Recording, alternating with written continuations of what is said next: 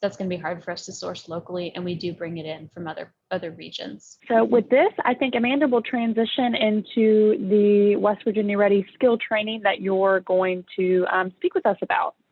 Okay, awesome. So the topic that they gave me today is ready to learn, fail, and improve. And this is a really good one for us because we have failed a lot as we've built this business. And I think that failure is probably something that everyone has in common. And so I was hoping that you guys might take a minute and talk amongst yourselves about a time that you have failed at something and how it went. You know, what was the result of your failure? So maybe just a minute or two in your classes. Okay, awesome. So if you all could discuss this amongst your classes, and then we'll report out one school at a time in just 1 to 2 minutes.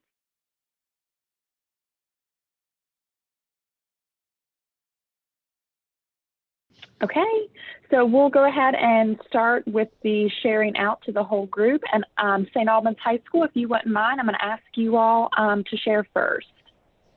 Okay, I'm going to speak for the students because we're a packed house and we don't want to get up and move around.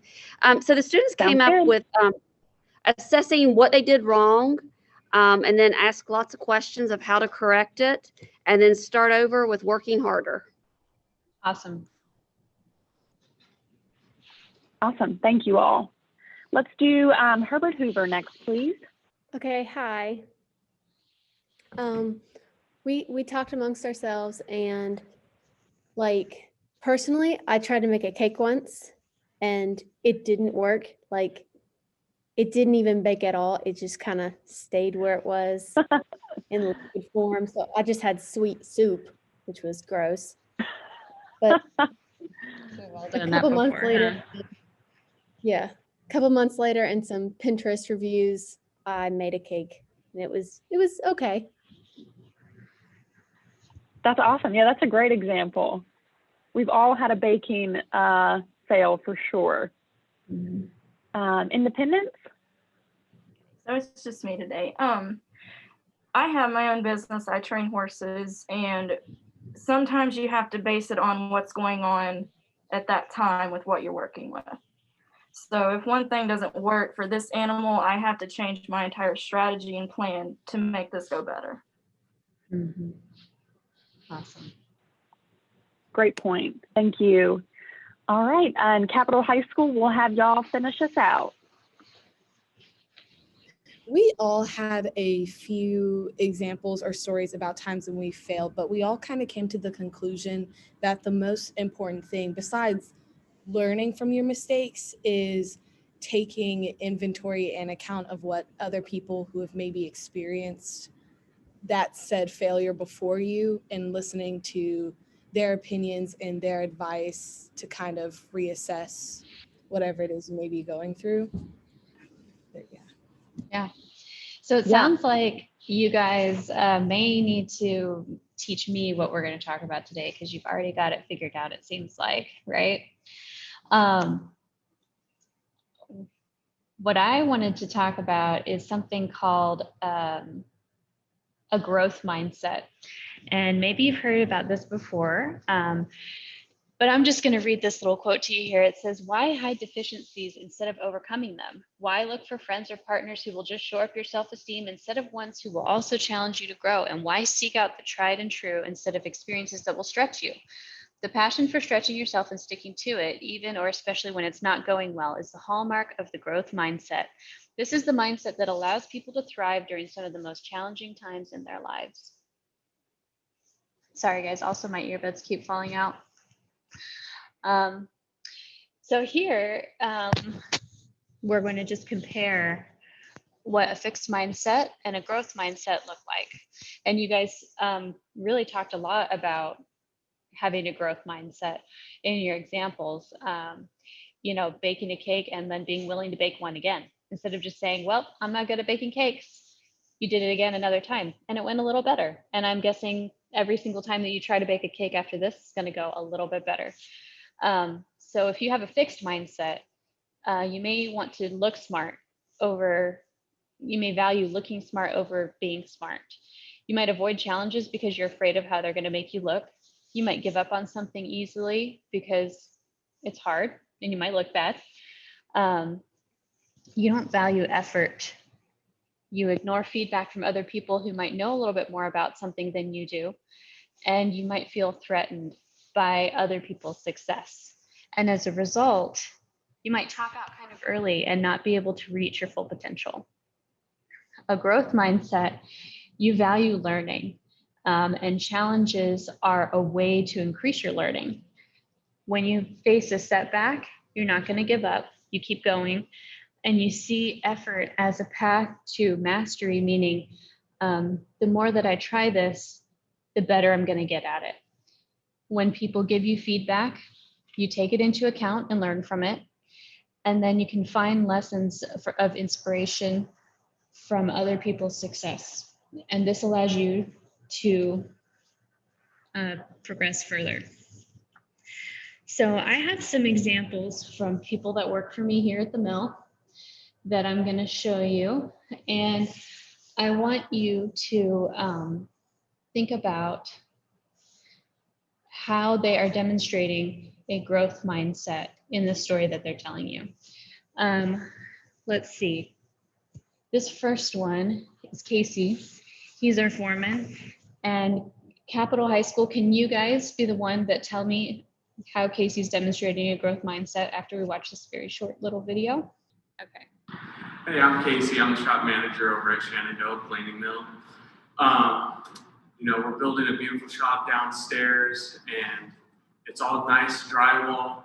We finally finished. I told my guys, whatever you do not hit the drywall with the forklift, or you'll be in big trouble. Guess what? 3 days later, I'm the one that hit the drywall, the hole straight through. So now we've got to redo a portion of the wall. That just taught me that not only do I need to have patience with my guys, slow down, think about what I do, but also with myself. That way we can get the best job done, best quality done. All right, Capitol High School, tell me what you think. How did he have a growth mindset? Well, I'd say that instead of letting his frustration get the best of him after hitting the drywall with a forklift, he pushed past it and continued to work and didn't let it bother him too hard. Yeah. So I would say that is a growth mindset. Yeah. And he even lets us make fun of him about it once in a while without getting too upset, which is good. All right. Hey, I'm Casey. I'm the shop. Let's see. Here's the next one. I can't see everybody's school. So what's the next one? Olivia, do you want to ask somebody to do the next Sure. one? We can have, we'll have, sorry, I can't think, St. Albans High School answer for Lars. Okay, great. Here he goes.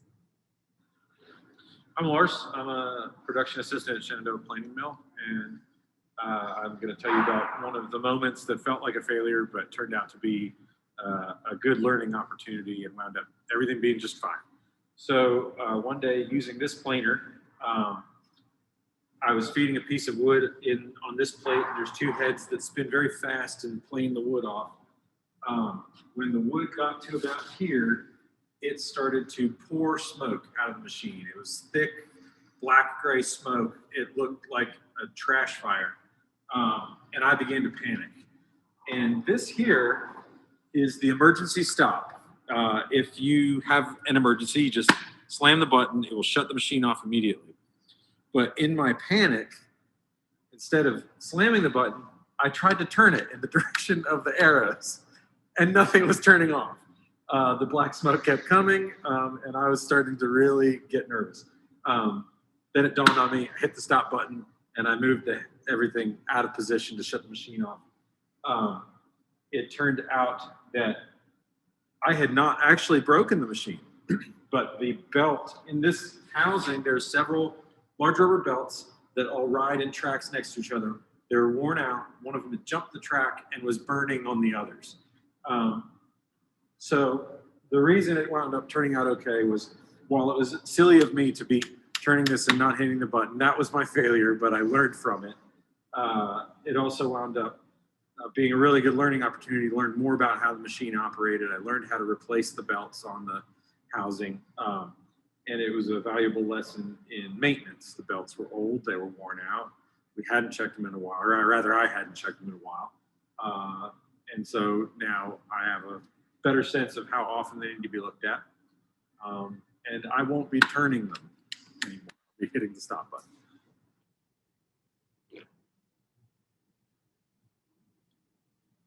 All right, was it St. Albans? Okay, the kids are saying maybe next time, no panicking. That he took the learning experience serious. He learned more about the machine and how the machine operates, and knows kind of what could happen with the machine. By knowing the machine more, he knows that it wasn't going to catch fire and explode and everything else. But the panic was the big thing that they stressed.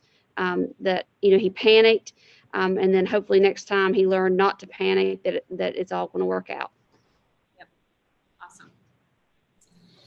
All Can right. you all hear me? And so this is the last one of these. Who should? I think we'll have Herbert Hoover, if you don't mind. We'll have Herbert Hoover share the growth mindset on this one. Okay. Hi, my name is Karen Duncan, and I'm the office assistant here at Shenandoah Planning Mill. So for starters, you're probably wondering, what am I doing at a lumber mill? Well, when I was about your age, my aspirations was to be a nurse. Can you believe that? But guess what? I failed the test to get into nursing school.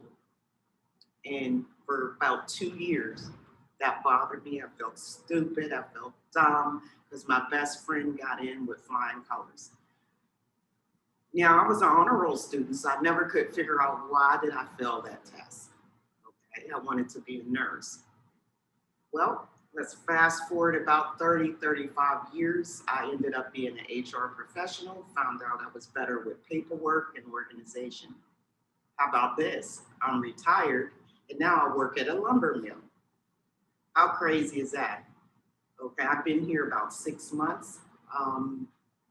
I didn't know anything about lumber, but now I'm a little better at it. And just to let you know that whatever you do, even if you fail, don't beat yourself up. Try something new. Don't be afraid to ask questions. And the most thing that kept me successful through my career was honesty. Even when I came to the mill, I made a mistake of a pay error for a customer, and it just kind of got me upset. I immediately notified my boss. He thought it was kind of funny. I was just real upset about it. I thought I was going to get fired and lose my job. However, he kind of chuckled and we talked about it, but I addressed it immediately. I wasn't afraid to admit I was wrong. I didn't try to cover it up. And like I said, I think for me, and hopefully it works for you, honesty,